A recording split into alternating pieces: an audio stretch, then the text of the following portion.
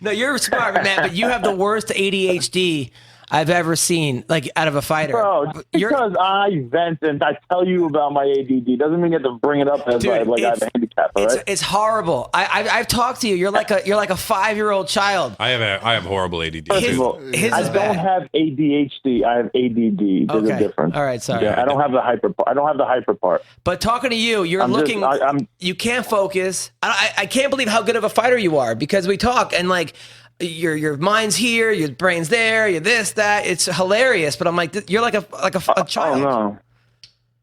Yo, if you talk to my coach Longo, I mean, that's his biggest thing with me. He's like, listen, I just need you to stay focused for 25 minutes. If you can stay focused for 25 minutes, there's no one on this earth beating you. And honestly, that's the biggest thing. And so for this camp, one of the things I'm doing, which is a big part of what Mark Henry brought, is like I'm doing way longer workouts to work on my attention span handling these longer workouts, because usually after 20 minutes, my mind's out the door. Yeah. And so that is definitely something I've been working on. I've got way better at staying focused now throughout like sparring sessions. I literally would just get bored and just do stupid things in the middle of like sparring sessions. And it actually was very obvious. Obviously, you can bring up my Luke fight, but I threw a spinning back kick out of nowhere just because.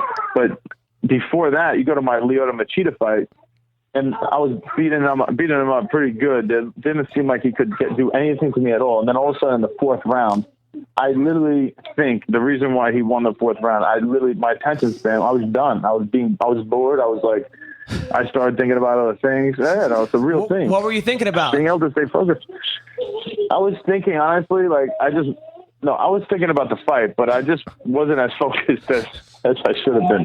I started thinking like, all right, I'm just tired of this guy. I just want him to be finished. I just want him to give up already, because I was beating him pretty good, and I thought he was giving up going into the fourth round. So I remember like thinking, all right, he's tired, he's broken. I'm just going to start walking through him and throw him on the floor and finish him right now. And apparently he wasn't finished like I thought he was. And I was like letting him punch me because it was just boring running after him. If you watch the fight, I ran after him nonstop for 3 rounds. But attention span is a legit thing that no one ever really brings up as something that is important in fighting. Yeah. So up until the third round, because the finish came early in the third, how would you assess your performance? Were you happy? Did you feel like you were doing enough to win the fight? Yeah, I felt good. First round, I definitely, won. I got, in my head before the fight, I wanted to create as much wrestling scrambles as possible, any type of wrestling engagement, whether he's taking me down or I'm taking him down, I felt like was in my favor because it was going to tax his cardio. And I know he is obviously great wrestling, but he's more of an explosive guy and then takes his breaks and lulls you into something. So I didn't want to let him have those breaks.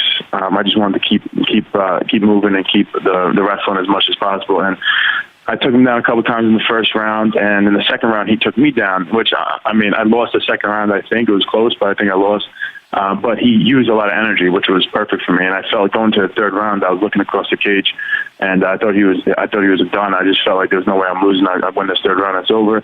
And I shot a takedown. If you watch, as far as if you're a technical person and understand the MMA game, when you fight a southpaw, you always put your head to the side of his front leg. You never go to the back leg. And every one of my takedowns, I hit on him in the fight was to his front leg, my head to the outside of his front leg, which stays away from the danger of a knee or his heavy left hand.